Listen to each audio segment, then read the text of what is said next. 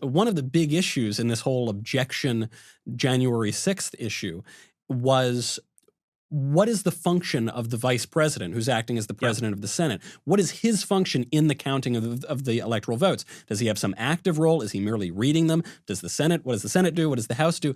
And this same issue came up in the Compromise of 1877, which is the Republican Party had one view of the vice president's role. The Democrats had another view. Depending on which way it worked out, that could have thrown the election. And so you end up with this bizarre sort of electoral commission that would then go forward and decide the election.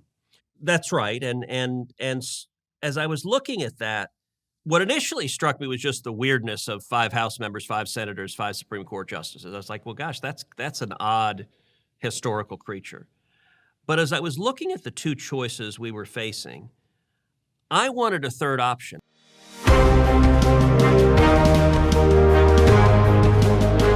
Welcome back to Verdict with Ted Cruz. I have missed all of you. Thank you so much to everyone who's been writing in asking, where is Verdict? We are back. It's been kind of hectic. Initially, it was just because of Christmas. Then it's because of children popping out everywhere, mostly in my family, Senator. I don't think there are any new kids going on by you. And of course, the madness that we've seen in Washington, D.C., which frankly resembles Baghdad these days. All of the lockdowns, all of the heightened tensions. Senator, it's good to see you again. Let me say to all our viewers, it's good to be back with you. In addition to everything Michael listed that has happened, we also had Christmas, we had New Year's. I turned 50 years old. And, that's right. And you, Michael, became a father. Simon John Knowles, your son, came into the world. And so that is highly consequential. Let me say congratulations. And let me start, but before we dive into constitutional law and what's happening in the country, let me just ask you, how is it being a dad? It is so great. I appreciate your mentioning it. Some people don't know that actually we had been keeping the pregnancy kind of quiet, and 2 of the first people to know about it were you, Senator, and John Voight, because we were filming that earlier episode of Verdict, and I think it was John said, "Michael, lad, are you a father yet? I forget. Are you a father?" And I said, "Funny you should ask. Kind of funny that it's going to be you 2 guys who find out first, but yes, as of a few weeks ago, I am going to be a father. It's wonderful, and I have to tell you, we're in a really awful political moment right now, and a lot of the predictions that we have made on this show have sadly come true, and they're coming true in real time. And I'm not despondent about it because I've got this little bundle of joy, and I didn't expect to have such an emotional reaction to it. I thought it would be all intellectual, and then I go back to writing or podcasting. It's just wonderful. It's tremendous, and so it's really great. And thank you for the congratulations and mentioning it. Well, it is terrifying and all-consuming. I still remember when we brought both our girls home from the hospital. The absolute fear. These things don't come with instruction manuals. And I remember Heidi How do I keep it alive? Heidi and I looked at the doctors and nurses and said, well, who in their right mind would give us a living human being to take care of? We don't know what we're doing. And yet somehow you manage.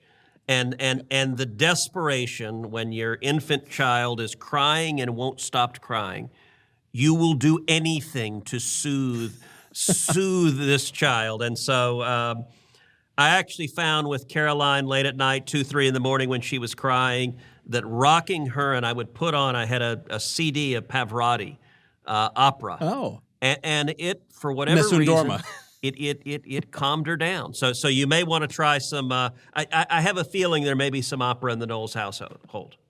There certainly will be. I'll be singing Nessun Dorma because it's true, because in Italian that means nobody sleeps, and that's what's been happening. You know, I was worried that I might fall asleep at my desk today since it's sort of the first days back, but fortunately, or I guess unfortunately, the news is so unbelievably impressive, intense. Obviously, we have so much to get to today. Let's begin with January 6th.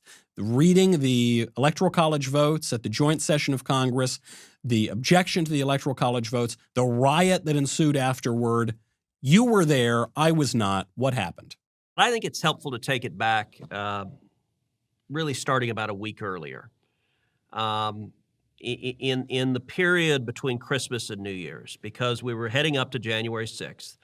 Under federal statute, January 6th was the date where the vice president reads the Electoral College votes before the House and Senate, and where objections can be made from either House members or senators. And coming out of Christmas, a number of House members had made clear they were going to make objections.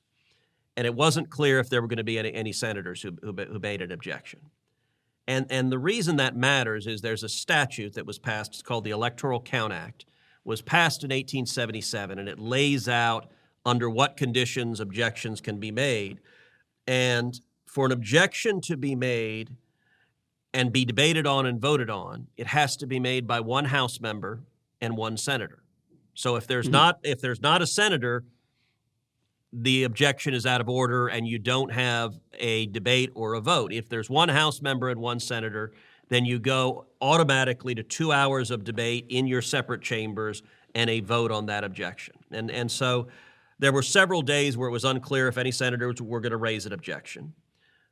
Then Josh Hawley, the senator from Missouri, who's been much of the news lately as well, he announced he was going to object. He was going to object to the electors from Pennsylvania. That changed things because it meant we were definitely going to go and have to vote on that objection.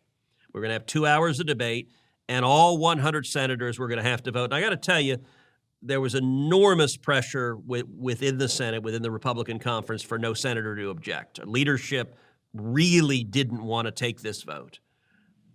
Josh decided he was going to object anyway. I spent several weeks really wrestling with what's the right thing to do here. What is the principled approach that is consistent with the Constitution, that is consistent with federal law, that's consistent with my responsibilities as a senator? And as I looked at it, I thought all of the senators really faced a dilemma in that we had two terrible choices. We were going to have to vote on the objection. If we voted no, if we voted against the objection, that vote would be heard by tens of millions of Americans as saying you don't believe voter fraud is real, you don't believe it's serious, you don't believe it's significant.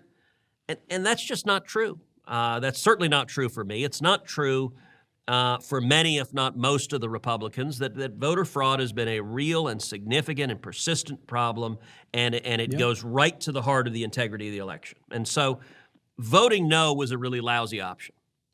But on the other hand, I was not willing to, and I think most of the Republicans in the Senate were not willing to, vote to set aside the results of the election just because the candidate I was supporting hadn't won. I mean, that is not a principled outcome either, to say, well, gosh, my guy didn't win, so throw it out. That was a terrible option. And so as I looked at it, I spent some time really studying the precedents and trying to dig into, well, look, this is not the first presidential election we've had in this country. It's not the first election that was close. What has happened in past elections? There have been objections raised over and over and over again.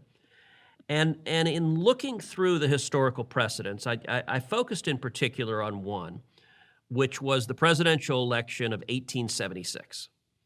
1876 was a very contentious election between Rutherford B. Hayes, the Republican, and Samuel Tilden, the Democrat. And it was very close.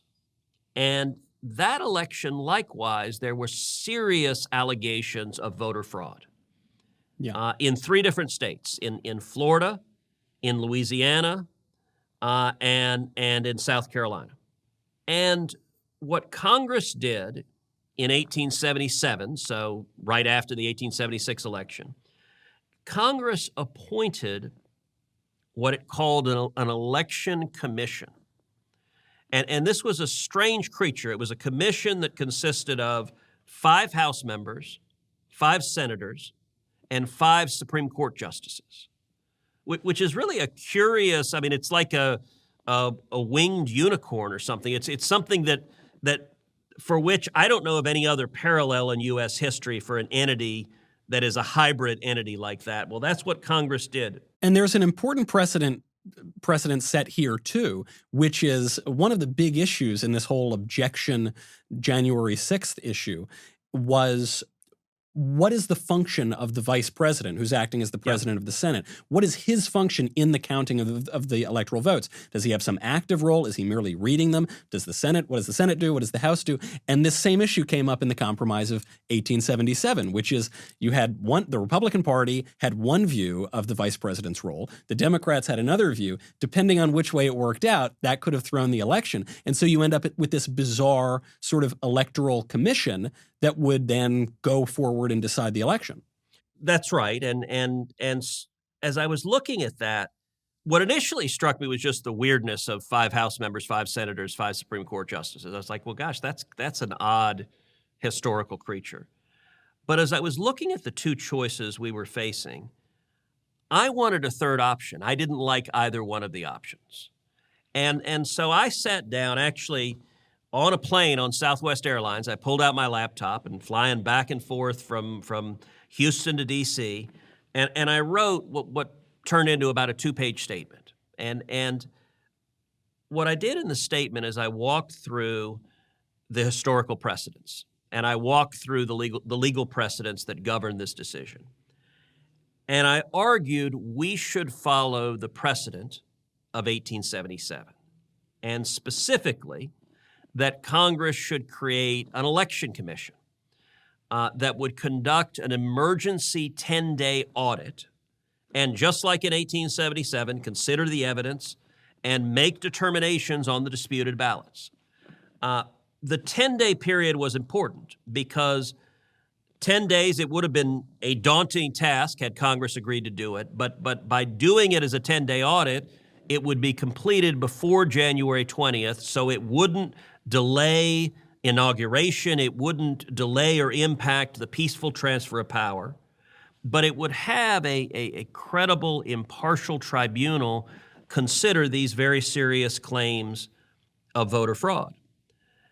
Now, after I wrote it, I thought about just putting the statement out as this is what I'm going to do.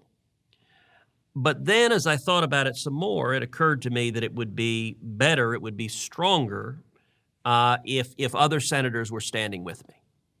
And so this was on January 1, New Year's Day. We had a vote. So I was flying from Houston back to D.C. on New Year's Day because we had a vote on New Year's Day. And so I began just talking to other senators. And it started, so the first senator I saw was John Kennedy. And just happened, John Kennedy was on the Senate floor, and I called John off to the side. And I said, hey, what are you thinking about January 6th? And he was struggling with it. He thought the 2 choices were crappy as well. He didn't like them. Right. And so I said, well, here's this idea I have that's really door number 3. If you don't like the 2 options you've got, maybe there's a third option that is a better option that is grounded in principle and the Constitution and history and precedent. And I mentioned it to John, and I said, here, I've got the statement. You want to take a look at it and see what you think? He did, and he said he was interested and intrigued in the idea. And what I proceeded to do over the next 24 hours is I talked to probably 15 senators. And this was very much one-on-one, just calling my colleagues on the phone. It was almost all on the phone. And I spent, I'd say, roughly an hour apiece on the phone with them, where kind of I just call them and say, hey, what are you thinking about January 6th? And everyone's like, yeah, I don't know what to do. I'm really frustrated.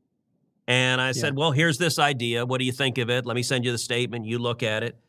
What ended up happening is that a group of 11 senators came together. So 10 other senators joined me in this statement. And they agreed that it was a much better option than the other 2 votes. And so we put out that joint statement as a statement from 11 senators that we were going to object on January 6th. But this is really important, Michael. We weren't objecting saying throw the results out. We want the candidate we favored to win. Instead, we were using the objection to press for an election commission to be a fair, impartial tribunal to actually consider the facts and the evidence and the claims of voter fraud, which I think would have been a much better path to go down than the one we went down. Well, because, we talked on this show, there have been a whole range of theories about the election, and some are a little more outlandish than others, and some are right in front of your nose. I mean, what happened, for instance, in Pennsylvania, Yep. where the election officials violated the state constitution.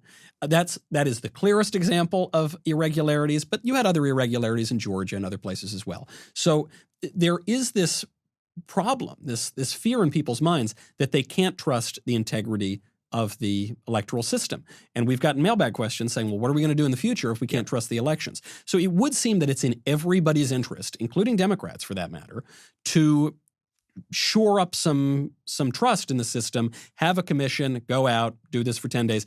Is it going to, throw out the results of Pennsylvania? Probably not. But to at least get on the record, take these issues seriously. And there were other approaches to this. I mean, I know Senator Hawley kind of had his own approach to these election issues. But you had this. You released the statement. I read the statement. You had other senators join on to it. And then this riot breaks out. And let me stop you before we get to the riot, which was obviously a major occurrence. I think the point you just made is really important, that going into this election, coming out of this election, we have seen overheated rhetoric like crazy on both sides of the political aisle. Yeah.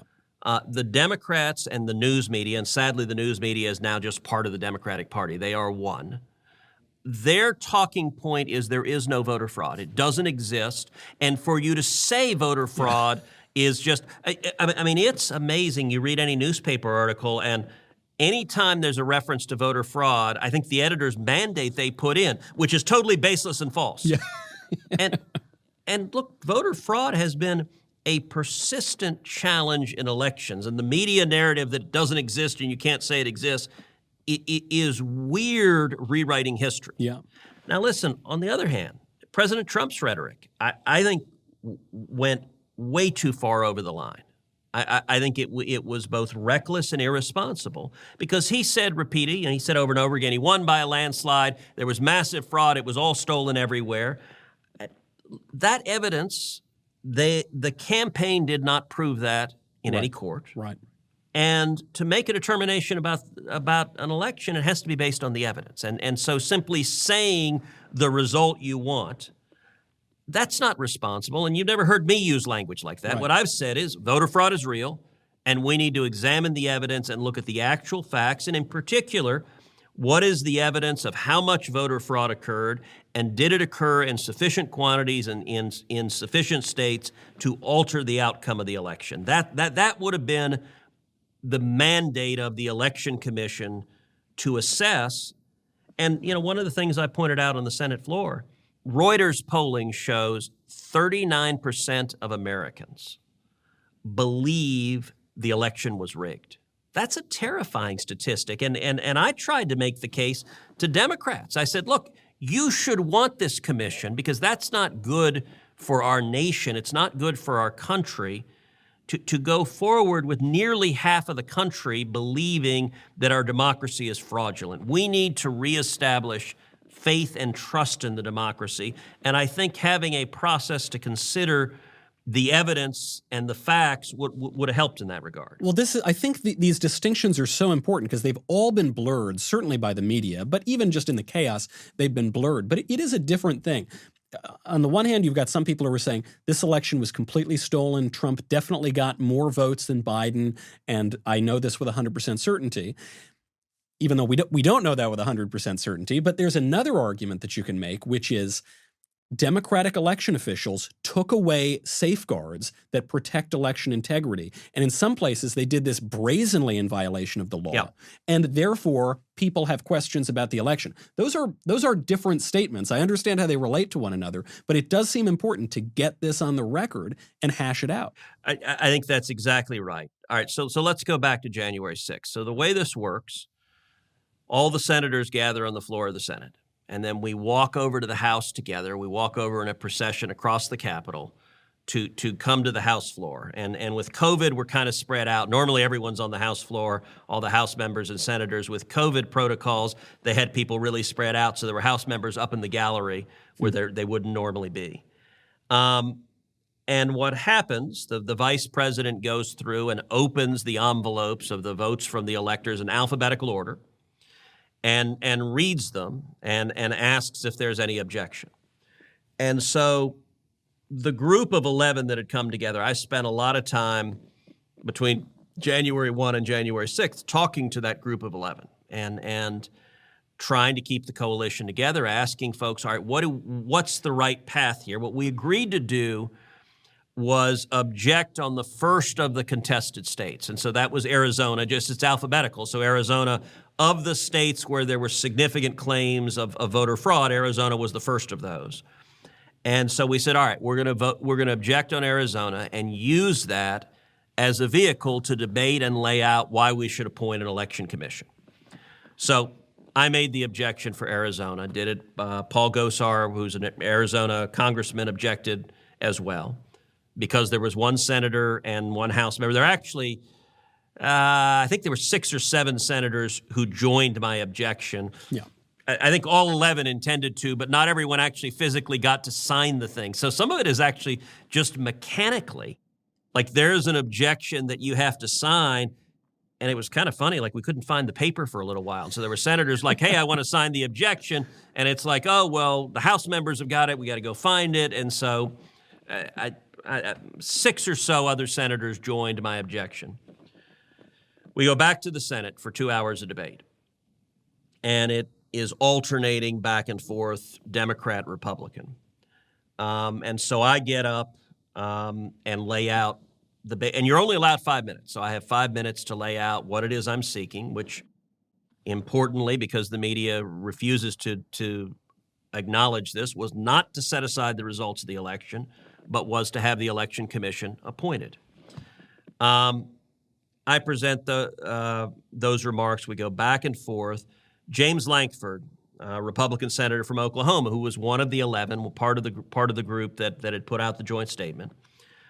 James was standing, speaking. And while he was speaking, we notice a commotion. And some Secret Service agents come in. And they pull the vice president out of the presiding chair, which was really odd. And we're all kind of looking around going, what's going on? And James is still speaking. And so they grabbed Chuck Grassley, who's the president pro tem, who's the most senior senator in the majority party. And so Grassley goes and takes the seat. And we're all kind of like, okay, well, what happened to the vice president? Nobody knows at that point what's happening. And then, I don't know, a minute or two later, police officers come in and they interrupt the proceedings. And they say, lock the doors. And so we stop, James stops talking, and they suspend the proceedings on the Senate floor. And the police officers come in and say, close all of the doors to the Senate chambers. There's doors around the bottom. Close the doors up top around the Senate gallery. And they're yelling. I mean, there's an urgency. They're saying, get everyone in here. Everyone sit in your desks. They're bringing the reporters who are in the hallways. They're rushing them into the gallery. There were a number of staff members who were back in the back areas. They rush them all onto the Senate floor, and they kind of cluster in the back of the Senate floor. And the police officers lock all the doors and physically stand guard. And you know, everyone's pulling out their phones and, you know, trying to, what the heck's going on? And we're kind of hearing snippets. And we hear, okay, there's a riot. There's an attack on the Capitol. But it's very much fog of war. No one's really sure exactly what's happening. We're there, I think probably about 20 minutes, it felt like, on the Senate floor. They're telling everyone stay there. And then the Capitol Police made the determination, I guess the rioters were starting to get close to the Senate floor. And they determined that was no longer a secure location. And so they gave an evacuation order. They said, everyone get out. They said, you need to go get out and move now. And so all the senators, the staff, the reporters, we all exit. And are they directing you at this point? They're saying, yes, go out that door, go this way. Yes. They're telling us exactly where to go.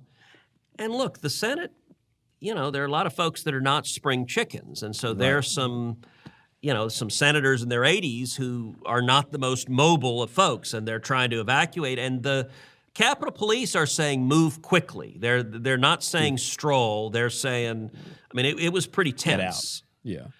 And so we exit, and they move us to a secure third location, so away from the Senate chamber.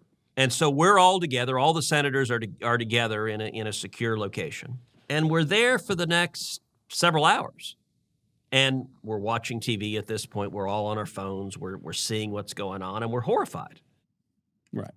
As we see terrorists assaulting police officers, tragically murdering a police officer.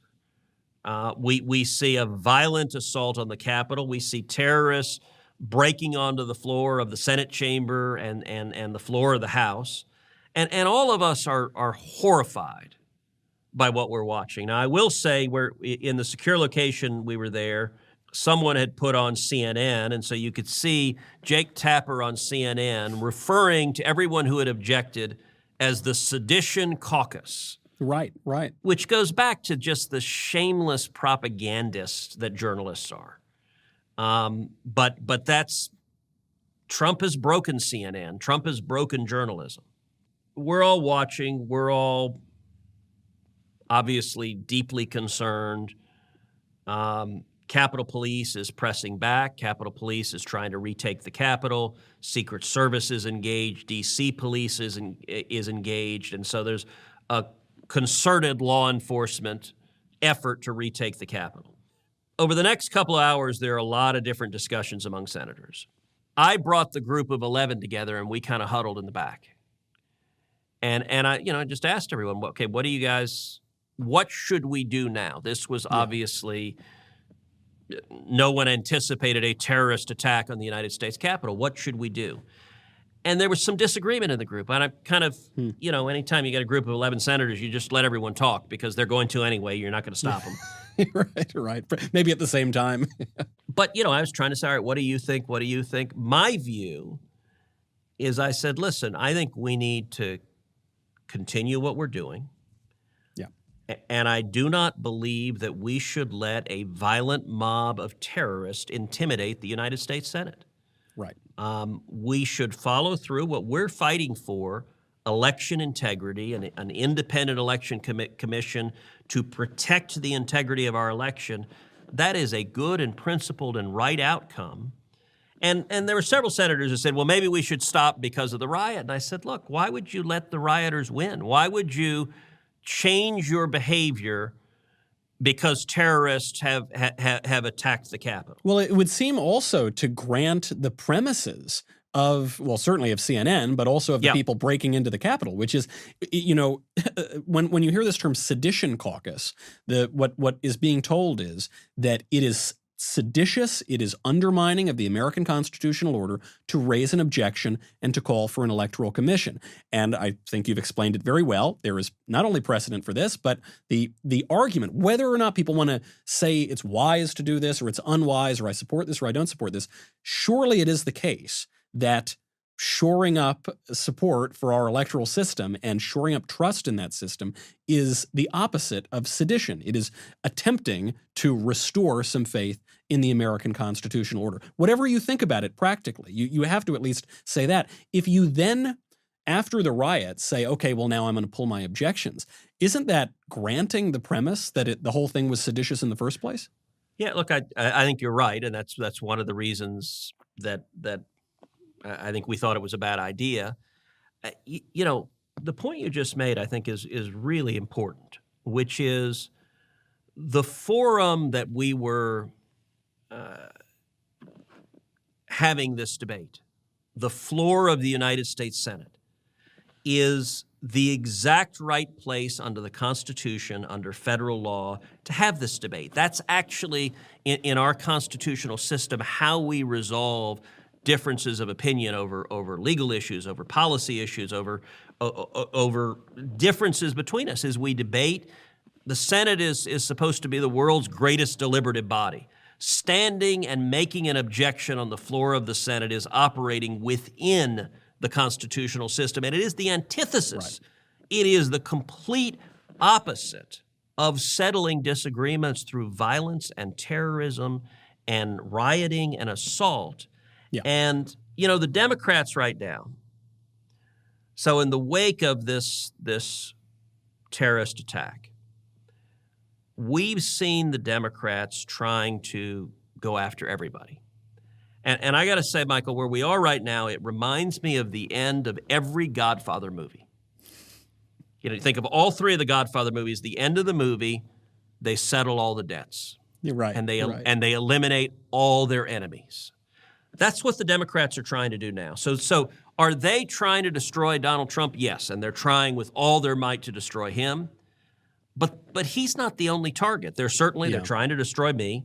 They're trying to destroy every conservative. They're trying to destroy every Republican. And they're really trying to say that the 75 million Americans who voted for Donald Trump are all bigoted, racist, hateful, seditious, insurrectionist terrorists. Yeah. I mean, they are trying to, Rahm Emanuel famously said, "You never let a good crisis go to waste." Right. And we're seeing both the Democrats and the media trying to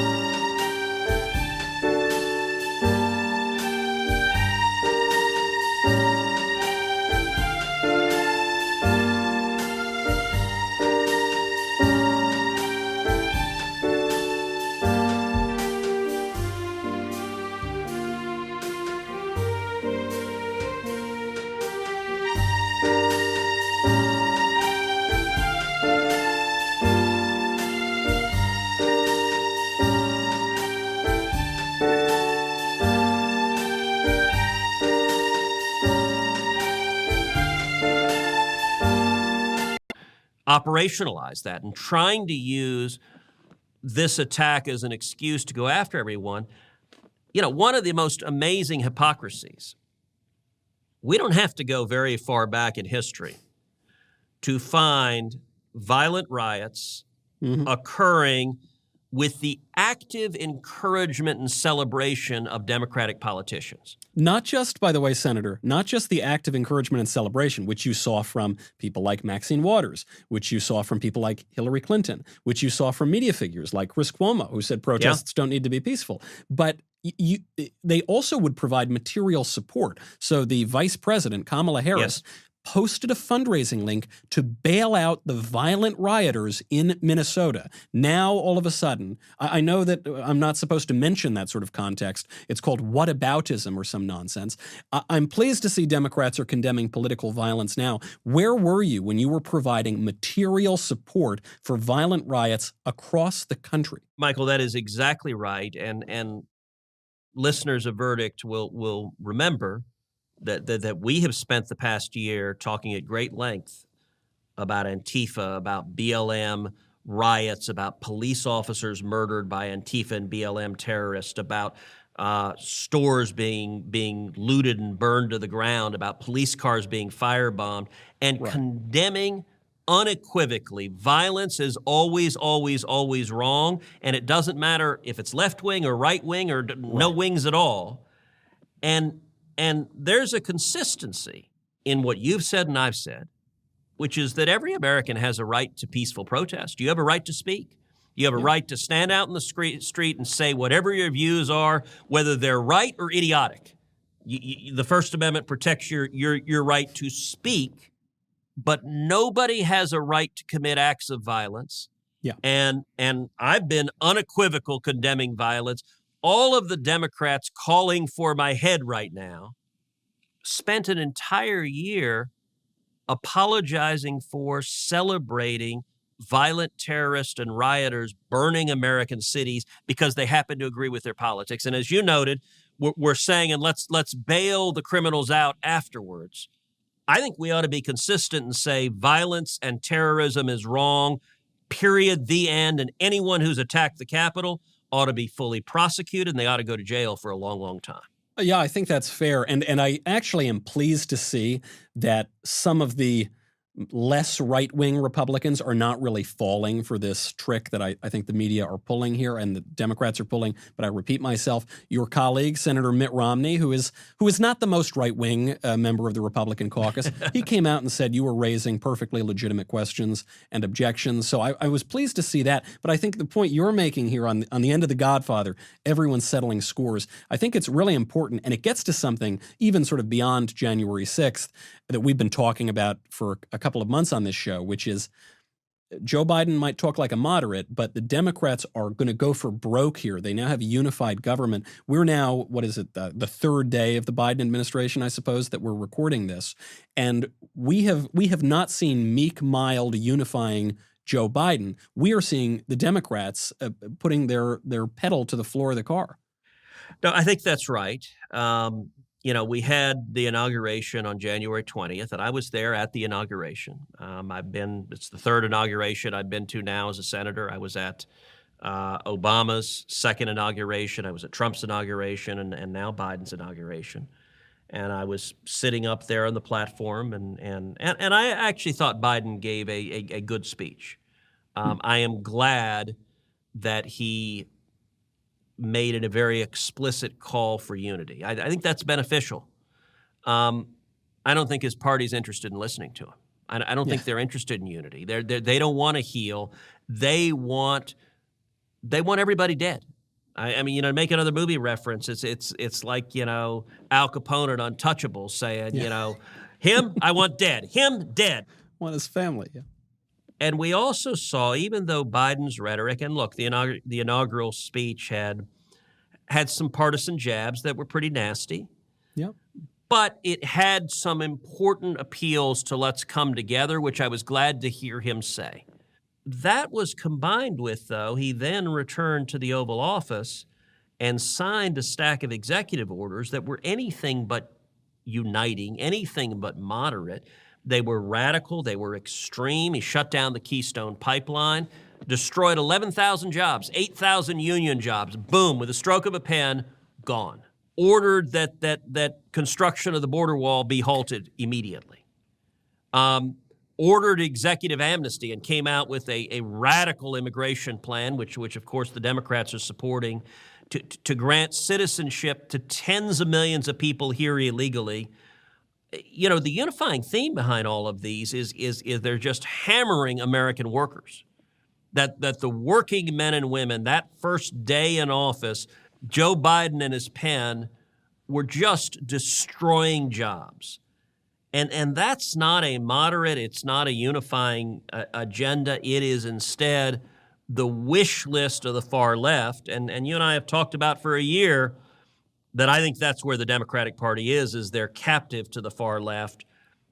The first wave of executive orders certainly seem to suggest that. Something that I found even more troubling than the Keystone Pipeline or these other kind of economic issues where you kind of knew Joe Biden was going to go there sooner probably rather than later.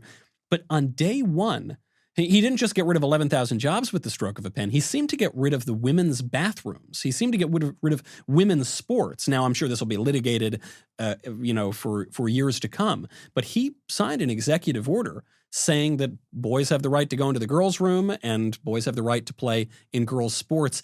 We know that the left is there, but you would imagine that any kind of moderate Democrat would either put that issue to the side or push it well off into the future.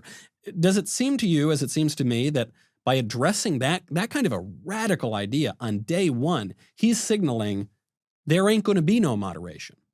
I think that's right. I think they've told the radicals, you get your wish list. And their view, by the way, is what you just said is no longer acceptable. You will be silenced. You will be canceled. Yeah. You will be censored.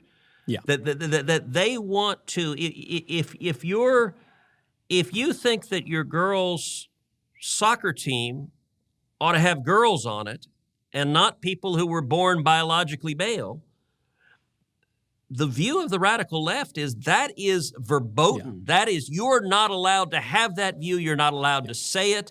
And it's bigoted and discriminatory if you do. Right. Right. That's right now who's driving the train in the Biden administration.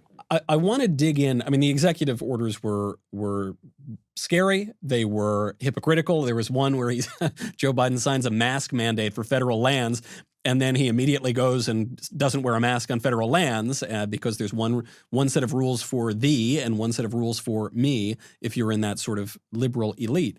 But I want to get beyond the EOs into some of the worries that we had before the election. Issues like mass amnesty. I guess we saw that in the executive orders. Issues like getting rid of the filibuster. Issues like possibly adding new states, Puerto Rico and Washington, D.C. I mean, these are the kind of issues that could destroy the Republican Party at the national level forever. Yep. And that will require some legislative work, so that'll take place in the Senate, that'll take place in the House. What is your view on the likelihood and the timeline of those kind of worst-case scenario policies? Well, the big first step is whether or not the Democrats end the filibuster. To do that, they would have to exercise what's called the nuclear option. The Senate is 50-50. They're 50 Democrats, 50 Republicans. Any tie, Kamala Harris, the vice president, breaks. So it is the narrowest Democratic majority possible. Right now, at least, Joe Manchin, Democrat from West Virginia, is saying that he won't support ending the filibuster. A huge step one question is, does Joe actually hold that position? Right. As we've talked about on Verdict before, I'm skeptical that he will. I think when Chuck Schumer puts the thumb screws to him, and with Schumer, I'm not sure thumb screws are figurative. They may actually be literal thumb screws. I'm not sure Manchin's going to hold the line, but it's a dramatically different world if he does, because the most radical policy ideas from the left, if they end the filibuster, they can get them done. If they don't end the filibuster, the most radical legislative ideas, at least, aren't going anywhere. So, for example, making D.C. a state. If they end the filibuster, they'll have the votes to make D.C. a state. If they don't, they won't, because Republicans are not going to go along with that.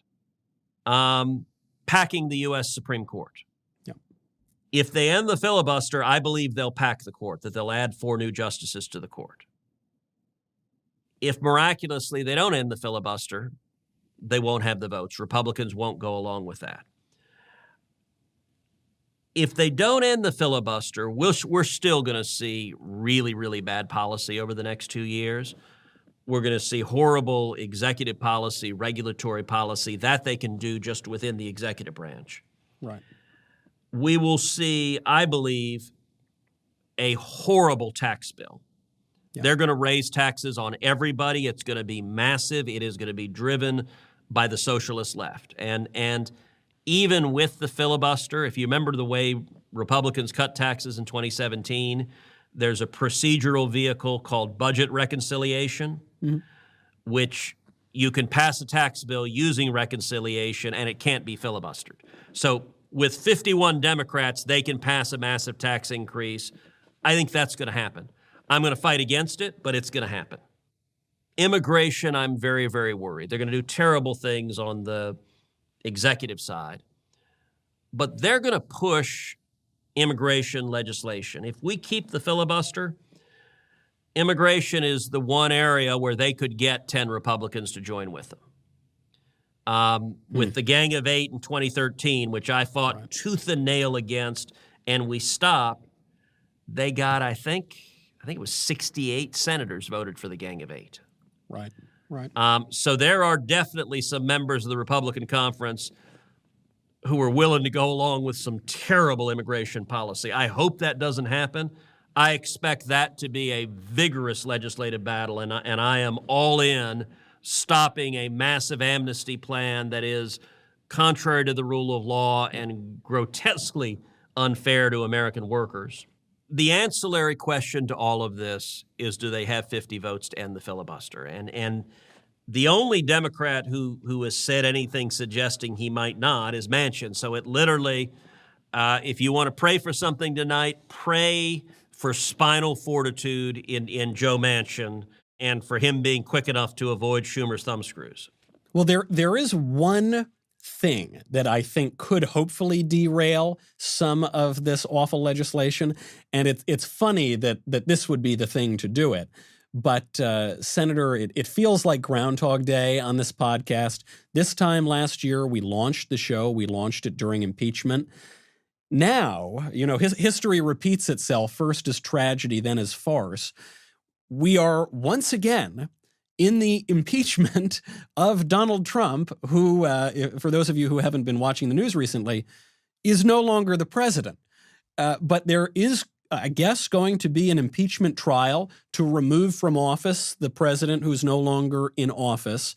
Presumably, I guess the bright side is this could derail some of the Senate's time and focus.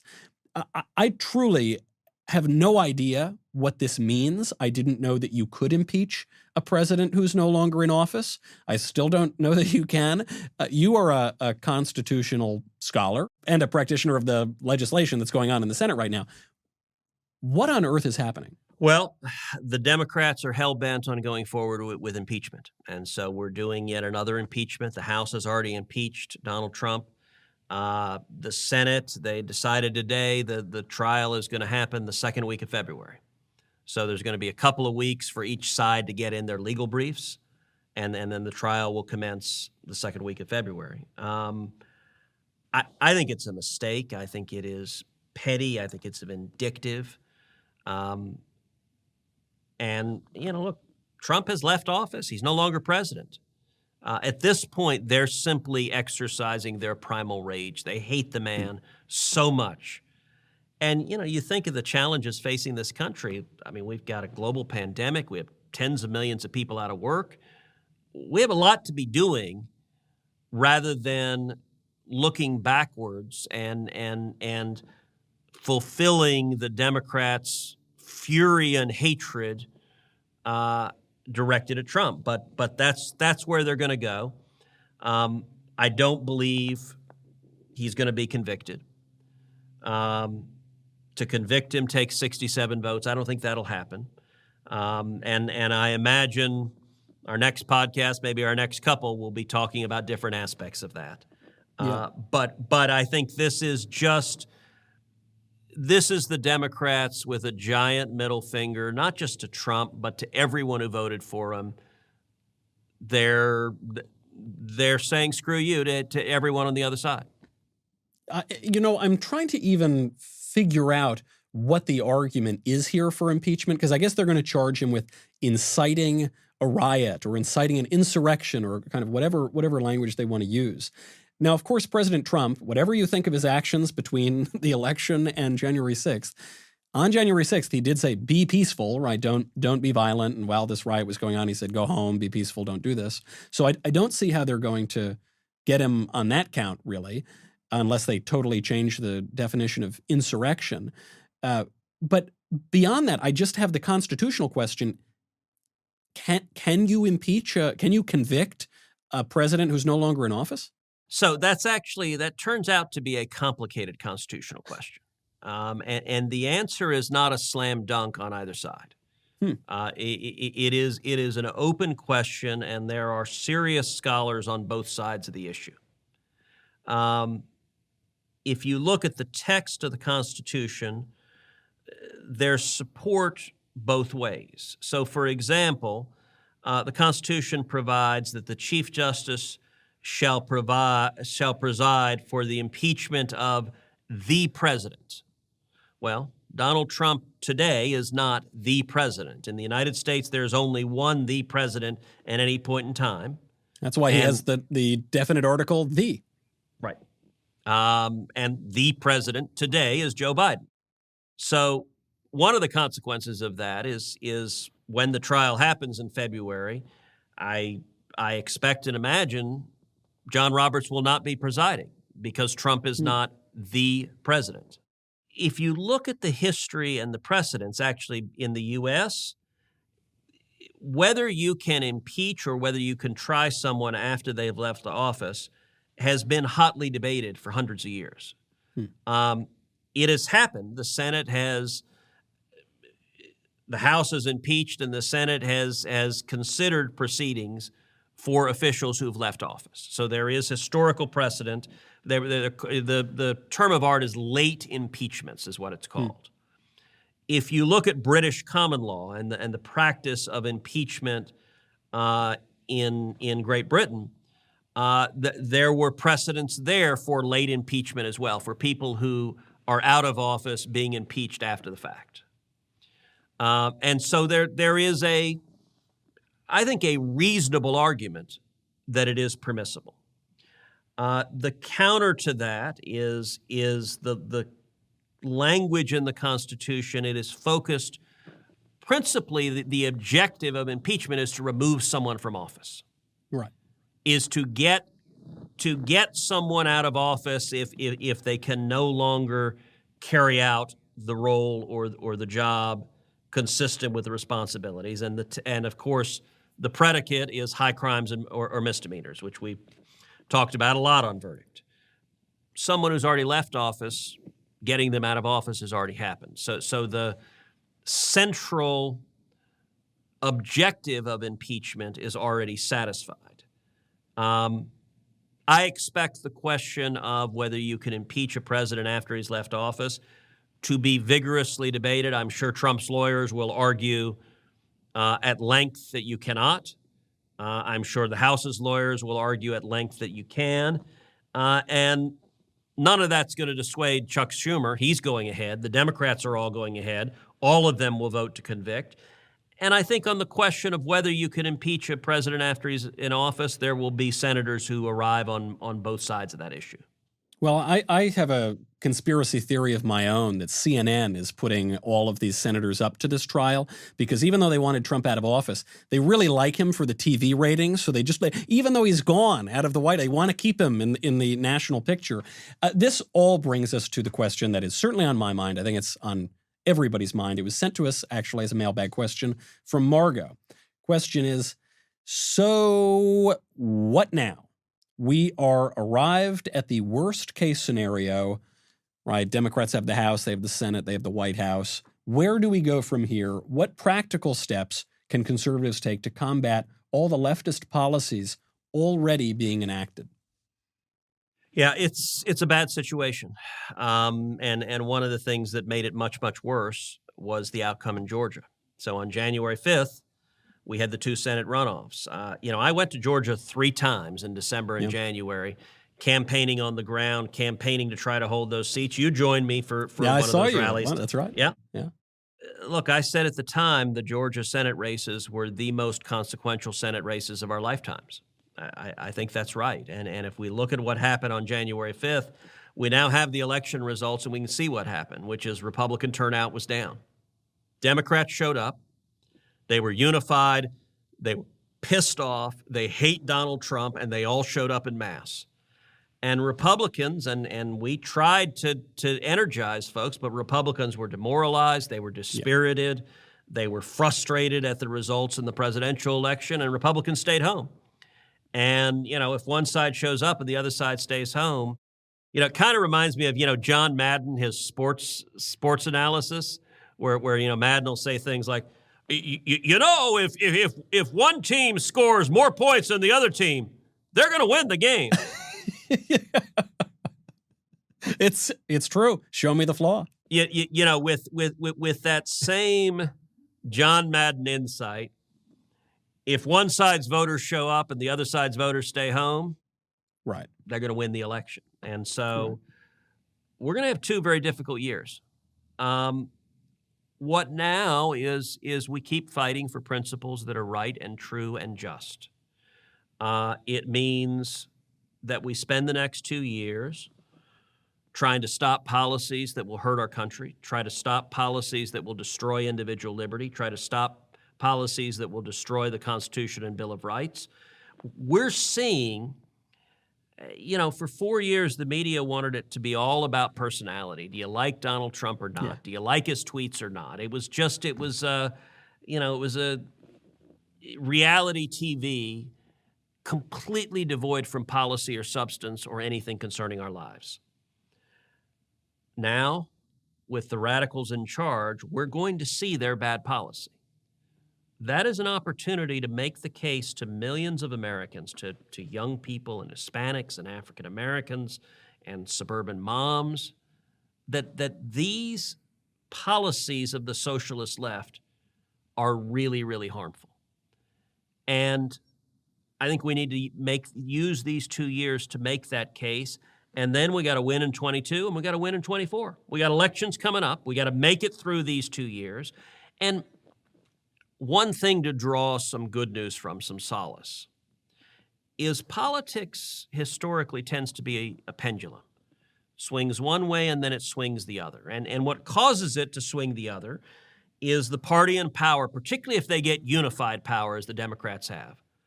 They almost invariably overreach. They go too far, they go too extreme, and the American people don't like it. They swing back the other way. I think that's what the Democrats are going to do now. That suggests that 2022 should be a very good election and 2024 should be a very good election. Now, could Republicans screw it up? Yes. And the easiest way for us to screw it up is have a civil war within the Republican Party where Republicans spend the next 4 years trying to kill each other instead of trying to unify and win the elections. I hope that doesn't happen. I'm going to try to do everything I can to prevent it from happening, but that is a risk. But the Democrats overreaching is a factor that should set up a very good election in 22 and a very good election in 24. I think that's all great points, but in particular, this idea about the civil war among Republicans, because if the left is able to really divide the Republican Party, that's kind of their best hope. I mean, I think they've frankly already overreached with the executive orders from day one, but it's also why I was very pleased to see your colleague Mitt Romney come out and be supportive of, I believe, the Constitution, but also supportive of you and others of your colleagues who maybe are a little more on the conservative side. Yeah, and I appreciated Mitt saying that. That was gracious and helpful of him to say. Yeah, and if there can be some unity from Republicans, I agree that the map is looking good. The climate looks good, assuming we can ensure election integrity, which was obviously a topic we talked about a lot today. It could be a good year in 2022, but all of that, of course, begins now, and even 2024 begins now. I have to move to a different topic. A disturbing topic, Senator. This is from Dominic. Senator, did you at least chuckle when Chuck Schumer had his Freudian slip on the Senate floor and said that Trump caused an erection? I'll just say it. I know this is a family show, but the Senate Majority Leader said it, so I'll say it too. Well, look, I mean, Chuck is really, really excited about being Majority Leader, and I think he showed his excitement to the world. He did. Yes, I chuckled heartily, and there are times when the Senate is supposed to be this august, deliberative body, but there are other times where it's a junior high, and I have to say this: that mental image, I could have gone my entire life without ever having it in my mind. And I really, my life was complete without ever once having that image. Yes. For those listeners, by the way, who don't know, a Freudian slip is where you say one thing but mean your mother. So just to give you some context for what happened there. I'll show myself out, by the way. Galen wants to know, this will be the last question before we go, because I know we've gone a little longer today, but Senator, I missed you so much. There was a lot to catch up on over this past month, or even a little more than a month. Galen wants to know, what are your priorities, top priorities for 2021? And do you think the GOP is going to keep it together, or do you think we're going to fracture? Stop bad policy and win hearts and minds. So I've sat down with my Senate team and I've said, look, we're in a very different posture. If you look at my time in the Senate, so I've now been in the Senate just over 8 years. And first 4 years I was in the Senate, Barack Obama was president. We saw lots of bad policy coming from the White House, and I viewed my job as leading the loyal opposition, doing everything I could to stop policies that would hurt 29 million Texans and hurt the country. Starting January 2017, we had a Republican president in office. Donald Trump, I agree with him on many things. I disagreed with him on some things. But we spent the next 4 years, I worked hand in hand with President Trump, trying to deliver big policy wins for the American people. And I think we did. I think if you look at the policy record of the last 4 years, it's remarkable. That was a very different posture because we weren't trying to fight to stop disastrous policies. We were instead, I spent those 4 years a lot more time sitting in conference rooms with other senators, hammering out legislation and trying to bring Republicans together to get 50 Republicans to yes. And we delivered some really big wins. I've already sat my team down and said, you know what, we're back in the first 4 years. We're back in the mode of stopping bad policy. Now we have less leverage than we did back then because then we had a Republican House. We don't now. So I'll use every lever I've got to try to stop bad policy, but we're going to see a lot of bad policy over the next 2 years, which means that winning hearts and minds, explaining why these policies are so harmful, bringing them home and connecting with people. And, you know, Verdict listeners are educated and informed and engaged on the issues. And so a lot of what Verdict is going to try to do is give you the tools when you're talking to your family around the dinner table, when you're at the water cooler at work or at school, give you the tools to understand what's going on and why these policies matter. And I think that's how we bring the country back. And just look, as I travel around, a lot of people stop me really worried, really dismayed. You know, what are we going to do? And I say, listen, it's going to be a rough 2 years, but we'll make it through it. America is strong and resilient. Our country is strong enough to make it through this, and it's going to take each of us fighting to make sure that happens. It will, and it will take everyone listening to the show. We really appreciate it. If you wouldn't mind leaving us a 5-star review, it'd be very helpful. If you would subscribe, well, we're still on podcast apps for now. Hope they don't take us off. We will be back much more quickly than we were over the past month or so. Christmas is over. New Year's is over. We are in a whole new political universe. And in some ways, though, as we look forward to impeachment, it seems like so much more of the same. We will dig into what's going on and look forward to the future. Senator, thank you very much. I'm Michael Knowles. This is Verdict with Ted Cruz.